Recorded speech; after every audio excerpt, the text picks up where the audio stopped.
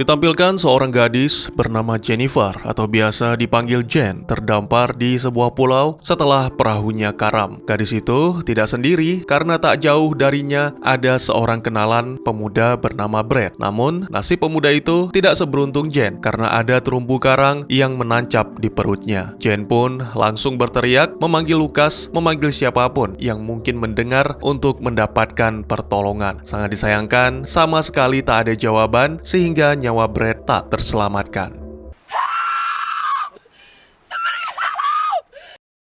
Merasa penasaran, Jen memutuskan menyusuri pantai untuk memeriksa keadaan sekitar. Sampai akhirnya kembali menemukan mayat Brad. Di dalam hutan, Jen sempat menemukan beberapa peralatan berkemah yang sepertinya ditinggalkan oleh orang-orang yang pernah berada di sana. Lalu mendadak gadis itu mendengar sesuatu seperti bunyi gemeratak dan berusaha mendekatinya. Tiba-tiba, ya, itulah sepenggal kisah dari sebuah film yang akan saya ceritakan. Berjudul Sweetheart, sebuah film yang rilis di tahun 2019 dan saya pastikan ini bukan film romantis-romantisan meskipun namanya demikian. Disutradarai dan ditulis oleh J.D. Dillard serta dibintangi oleh para aktor yang silakan kalian kenalan sendiri. Baik, daripada berlama-lama lagi dan keburu dingin itu kopi, mari ceritanya kita lanjuti. Film dilanjutkan dengan menampilkan kemunculan seekor burung dari batang pohon yang cukup mengagetkan. Menyadari akan datangnya badai, Jen langsung menutupi mayat Brad dengan daun kelapa serta menutupi dirinya sendiri untuk berlindung dari hujan deras di malam itu. Besok paginya, Jen melihat banyak sekali ikan yang terdampar di tepi pantai. Gadis itu mengumpulkan beberapa. Di sana juga ada bangkai sang predator ganas, yaitu hiu, membuat Jen bertanya-tanya makhluk apa yang memangsa ikan itu.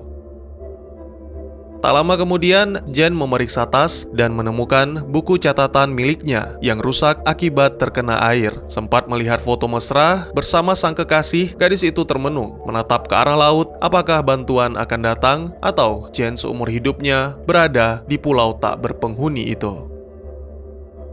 Kembali Jen menyusuri hutan dan menemukan sebuah makam. Itu mengingatkannya pada mayat Brad yang masih belum dikubur. Sekuat tenaga, Jen menahan bau busuk sampai akhirnya berhasil mengubur pemuda malang itu. Tapi keesokan paginya, hal yang tidak disangka-sangka pun terjadi. Jen benar-benar terkejut melihat makam Brad yang berlumuran darah, menandakan sesuatu telah memangsanya. Sejak saat itu, Jen berusaha sebisa mungkin menjauh dari hutan, membuat senjata, dan tetap waspada meski sempat tertidur di tengah-tengah ketakutan. Keesokannya, Jen melihat barang-barang yang mengapung. Gadis itu berusaha meraihnya dan menyelam sambil berharap bisa menemukan sesuatu yang berguna. Tak jarang, kenyataan yang terjadi tidak sesuai dengan apa yang diharapkan. Jen memang menemukan beberapa pakaian yang bisa digunakan di dalam koper. Tapi selain itu, Jen juga menemukan sebuah lubang hitam yang cukup besar di dasar laut. Merasa takut, Jen pun segera kembali ke pantai. Malam harinya, Jen sempat mendapat secercah harapan. Sebuah pesawat melintas di atas pulau. Sangat disayangkan, flare gun terlambat ditembakkan. Alih-alih dilihat penumpang pesawat, tembakan tersebut malah dilihat oleh sesuatu yang berada di tengah laut yang kini menatap ke arah Jen.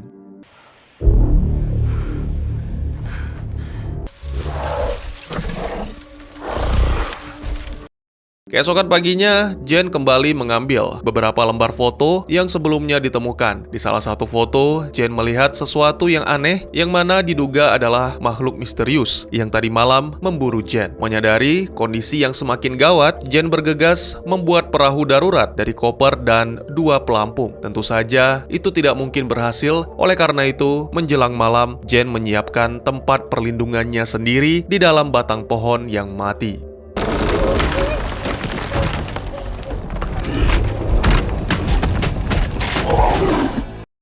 Monster itu benar-benar marah karena dia mengetahui keberadaan Jen namun tak mampu meraihnya. Keesokan harinya, Jen berinisiatif mencoba menangkap hiu untuk dijadikan umpan. Lalu untuk malam berikutnya, gadis itu menemukan mayat seorang kenalan bernama Zack. Ternyata itu benar-benar berhasil menenangkan si monster. Kesempatan kembali datang, sebuah pesawat melintas di atas pulau. Dan lagi-lagi, Jen gagal memanfaatkannya karena monster masih berada di pantai sambil terus mengawasi sekitar.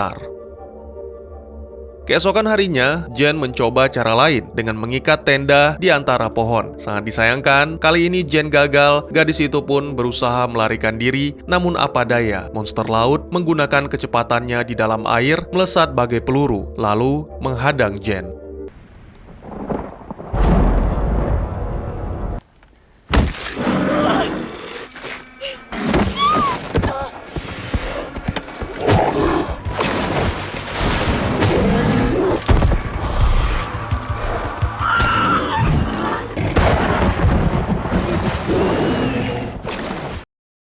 Beruntung Jen hanya mengalami luka dan sepertinya petir membuat monster itu ketakutan. Setelah membersihkan diri, tiba-tiba Jen melihat sesuatu di tengah laut. Ternyata itu adalah sebuah rakit penyelamat. Di dalamnya ada dua muda-mudi yang wajahnya sangat familiar. Ya, mereka adalah Lucas yang merupakan kekasih Jen dan seorang gadis bernama Mia. Mereka sangat bersyukur bisa tiba di pulau, bertemu dengan Jen dan menyantap makanan. Tanpa banyak basa-basi, Jen langsung mengatakan, "Kapanpun kalian siap, kita akan pergi meninggalkan pulau." Itu benar-benar membuat Lucas dan Mia terkejut karena mereka tidak mau kembali ke tengah laut dan menderita kelaparan. Jen pun menjelaskan tentang apa yang dia alami, tentang makhluk misterius, tentang lubang hitam, tentang Brad dan Zack, semuanya. Bahkan demi meyakinkan, Jen juga menunjukkan foto-foto pengunjung terdahulu, termasuk foto aneh yang memperlihatkan mata si monster. Namun Lucas dan Mia tetap tidak percaya dan menganggap Jen mengalami gangguan mental disebabkan rasa sepi yang melanda. Akhirnya, Jen pun menyiapkan makanannya sendiri. Pada pisau Lucas, Jen menemukan bercak darah, namun dia tidak punya waktu untuk memikirkannya karena melarikan diri dari makhluk ganas adalah yang terpenting. Lucas. Stop it! Stop! Hey, stop! Just stop! No! No! Stop! Setelah perselisihan yang cukup pelik, Jen terbangun beberapa jam kemudian ketika langit sudah gelap. Mia mengatakan tidak ada yang perlu dikhawatirkan karena sejak tadi tidak ada makhluk apapun yang muncul dan Mia menduga kejadian ini sama seperti sebelum-sebelumnya di mana Jen mengarang cerita. Mia pun meninggalkan Jen bersama dengan Lucas dan terjadilah pertengkaran sepasang kekasih yang mana menurut Jen tidak penting. Ini bukan tentang perasaan, bukan tentang siapa yang salah, tapi sesuatu yang misterius, sangat berbahaya yang sebentar lagi akan datang. Dan benar saja, tak lama berselang, tiba-tiba terdengar teriakan.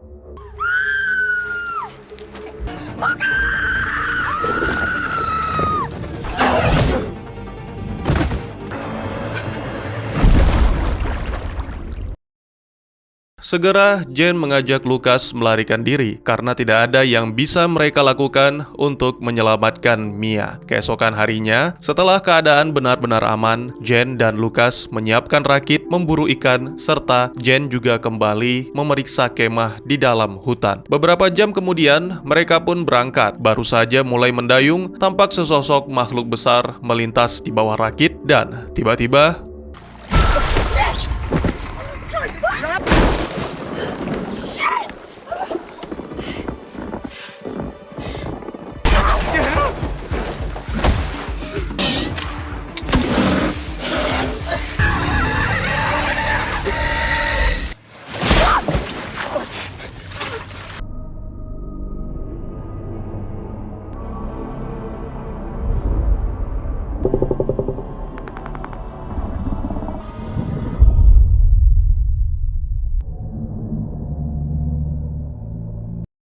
Jen merasa sangat menyesal karena gagal menyelamatkan sang kekasih. Namun dia tetap kuat. Gadis itu menulis sebuah catatan baru tentang apa yang dia dan teman-teman alami tentang serangan monster dan sekaligus tentang niatnya yang kini akan melakukan perlawanan. Mungkin saja catatan itu akan dianggap sebagai omong kosong, tapi terkadang kebenaran tidak membutuhkan bukti, hanya cukup diucapkan dengan kata-kata.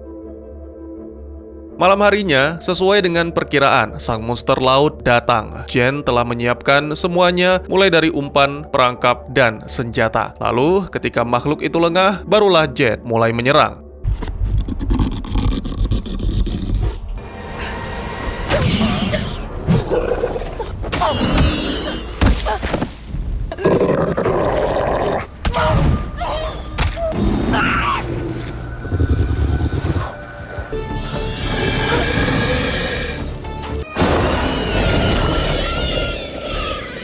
Setelah pertarungan brutal dengan serangan-serangan mematikan, akhirnya Jen berhasil membuat sang monster tumbang. Film pun ditutup dengan menampilkan Jen yang mengambil kepala monster laut dan hutan yang terbakar. Sebuah pertanyaan yang sama, apakah tim penyelamat akan datang ataukah Jen akan terjebak di pulau itu seumur hidupnya? Dan tamat.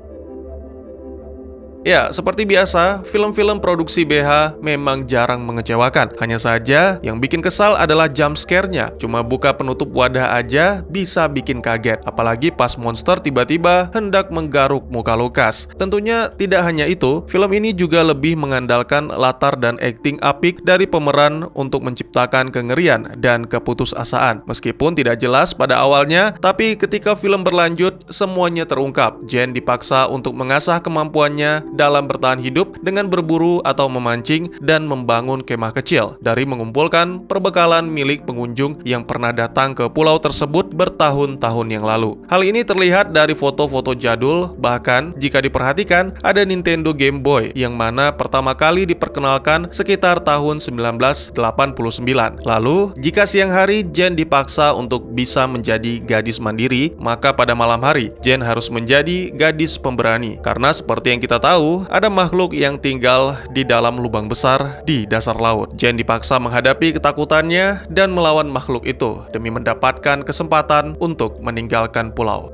Jadi gimana nasibnya si Jen, Bang? Sangat tidak jelas, tapi bukan berarti tidak bisa dijelaskan. Kemungkinan kobaran api sebesar itu akan menarik perhatian pesawat yang melewatinya. Namun, yang menjadi masalah adalah waktu. Ukuran pulau yang cukup kecil, cedera dan dehidrasi yang dialami Jen bisa menyebabkan kematian jika tidak segera mendapatkan perawatan medis. Selain itu, makhluk yang dihadapi Jen juga tidak jelas apakah hanya ada satu atau ada yang lainnya. Jika diperhatikan lagi, lubang di dasar laut ternyata cukup besar, yang mungkin ada dunia lain di baliknya, sama seperti dalam film Underwater. Jika ada banyak makhluk ganas seperti itu, maka pastinya mereka akan mendatangi pulau setelah melihat api. Dan sudah bisa dipastikan jika sutradara berkehendak, maka Jen tidak akan selamat.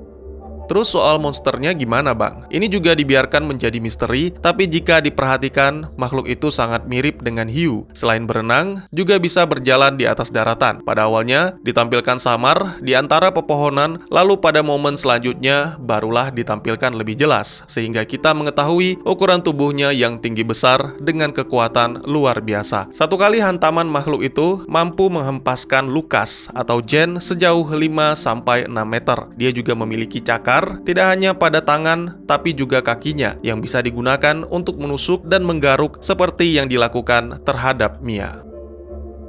Selain itu, saya melihat si monster ini juga memiliki kecerdasan. Ini ditunjukkan ketika adegan rakit, monster itu secara strategis menguji bagian bawah rakit seolah meraba-raba, baru setelah itu melubangi sesuai dengan lokasi Jen atau Lukas. Pada sebuah adegan, Jen meyakinkan Lukas bahwa si monster tidak pernah muncul di siang hari. Tapi ya, belum tentu juga dia adalah makhluk nokturnal, karena kemungkinan agak sensitif terhadap cahaya. Ini berdasarkan pada adegan di dalam rakit ketika Lukas menyalakan suar.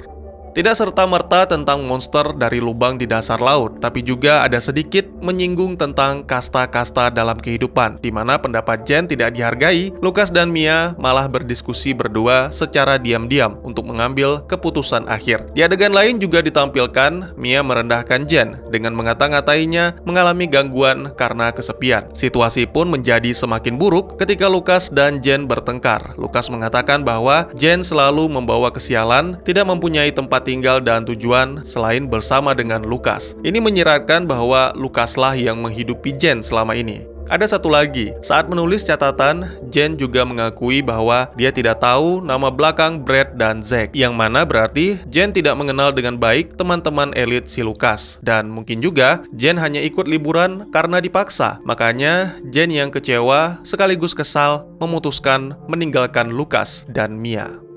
Mungkin di antara kalian ada yang bertanya-tanya tentang pisau Lucas yang dipinjam Jen, kenapa bisa ada bekas darah? Saya pikir kemungkinan besar sebelumnya Lucas dan Mia tidak hanya berdua, tapi juga bersama Zack. Ya, itu adalah darah Zack. Tenang, saya tidak asbun. Ini berdasarkan darah yang ditemukan oleh Jen ketika berada di dalam rakit. Tidak mungkin itu darah Lucas atau Mia. Selain itu, ketika Jen menyinggung soal Zack, wajah Mia langsung berubah seperti orang panik, berbeda dengan ketika Jen membahas tentang Brad. Lalu juga ada ketika adegan Jen diikat. Sepertinya Mia hendak menceritakan sesuatu, namun ditahan oleh rasa ragu. Puncaknya, dalam pertengkaran, Lucas mengatakan, lebih baik di pulau daripada dirakit. Itu karena Zack, dan kemudian langsung dipotong oleh teriakan Mia. Maksud saya, apa hubungannya Zack dengan rakit? Bukankah seharusnya Zack tidak ada di rakit? Karena Jen menemukan setengah tubuhnya di tepi pantai. Jadi saya pikir selain takut kelaparan di tengah laut, Lucas dan Mia juga khawatir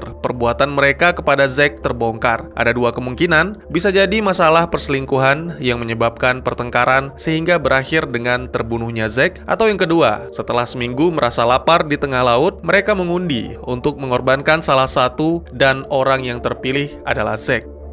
Mungkin segitu saja teman-teman. Seperti biasa, kalian sangat dipersilahkan untuk berkomentar, bertanya, ataupun merequest film selanjutnya yang akan kita bahas. Bisa lewat kolom komentar, atau bisa juga via DM ke Instagram saya, di @teguhgusto. Insya Allah pasti akan saya baca. Mari kita jadikan kolom komentar sebagai sarana penambah wawasan dan menciptakan jalinan persaudaraan, bukan malah menjadikannya sebagai tempat pembulian sehingga menciptakan permusuhan. Jangan lupa untuk dukung terus channel ini dengan cara share, like, dan subscribe karena dukungan dari kalian sangat berharga bagi saya demi perkembangan channel ini. Saya Gusto, sampai jumpa di video selanjutnya. Tetap semangat, tetap bersyukur setiap hari. Dadah!